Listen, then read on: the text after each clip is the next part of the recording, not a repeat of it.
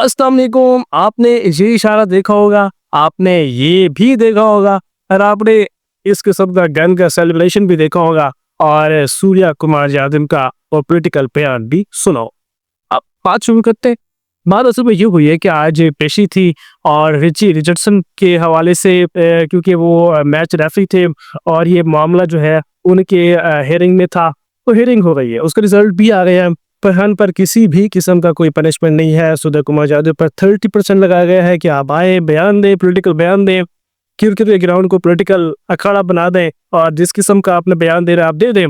पूरी दुनिया आपको देख रही है एंड आप पर 30% जुर्माना होगा। हमारे हारिस रऊफ पर जिन्होंने इस किस्म का इशारा किया था उन पर भी जुर्माना आयद है, लेकिन देखा जाए तो सूर्य कुमार यादव का जुर्माना बड़ा था एंड हारिस रऊफ ने सिर्फ इसका इशारा किया था। तो अब बात शुरू करते हैं। फरहान से ये पूछा गया कि फरहान साहब आप ये बताएं कि आपने सेलिब्रेशन क्यों की। तो सर फरहान ने सीधा सा जवाब दिया कि मैं पख्तून, पख्तून जब पैदा होते हैं तो उनके हाथ में गन दी जाती है, ये बड़ा रिवाज है, ये बड़ा कल्चर है।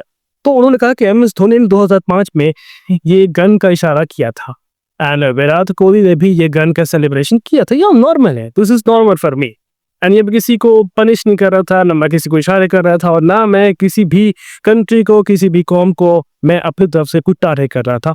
ये बात क्लियर हो। लेकिन फरहान पर किसी भी किस्म का कुछ जुर्माना नहीं हुआ। अब बात आती है हारिस रऊफ।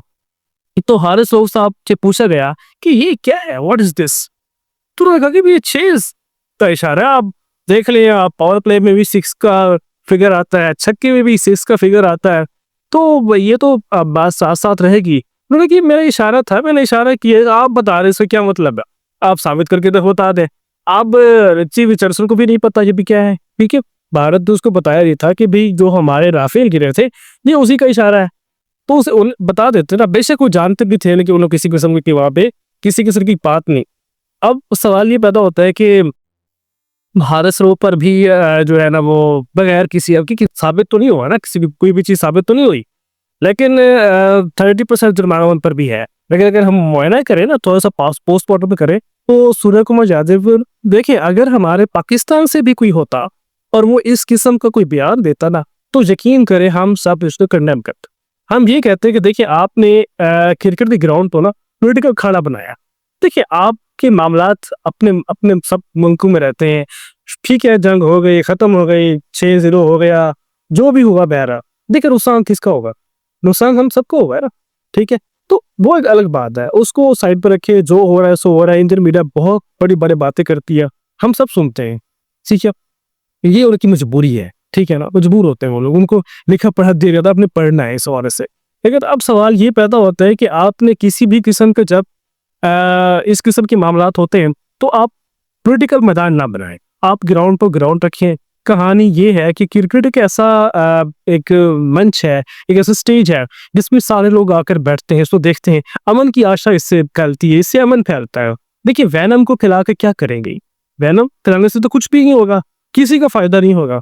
खैर जो हुआ, अगर सूर्य कुमार यादव अपनी बीजेपी की तरफ से या जो उनको किसी से पैगाम दिया गया था वैसे ना करते, तो मेरे ख्याल में ये मामला शुरू ही ना होता।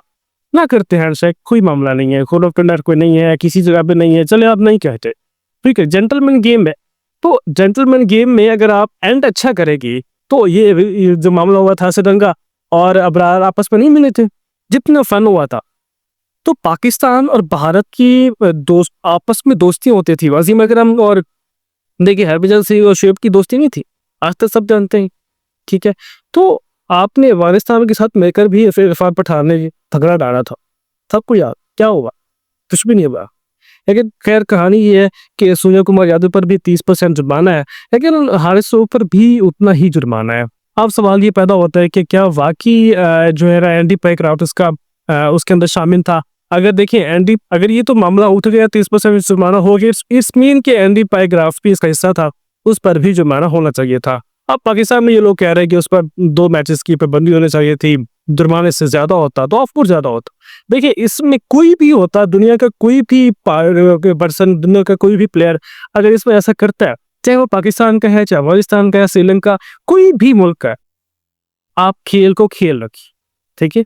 ये ऐसा नहीं है कि हमारा इंडिया के साथ कोई हमारे मरासिम अच्छे नहीं है तो हमारा मीडिया ये कह रहा है कि हम जो है ना सूर्य कुमार यादव ने उन पर जो बंदी आयद हुई है ठीक हुई है, तो उनको जुर्माना हुआ ठीक हुआ। इस पे कोई भी होता तो सेम बात होता, पाकिस्तान में से ऐसा कोई करता तो भी सेम था। ठीक है, तो भारत से भारत के लोगों से में ऐसे बहुत से अच्छे लोग हैं जो पाकिस्तान के साथ उनके दिल भी रखते हैं, ऐसे लोग भी हैं पड़े। हम भी देखें, भारत और पाकिस्तान इकट्ठे थे लोग पे, वो एक अलग कहानी है। हमारी बहुत सी चीजें मिलती जुलती आपस में है, वैनम पिलाने से कुछ भी नहीं होगा। खैर, वैनम को नहीं पिलाएं, मोहब्बत से ही मामला आगे बढ़ते हैं। क्रिकेट एक ऐसा खेल है जिसमें हम दोनों मुल्क आपस में दोबारा वापस भी आ सकते हैं।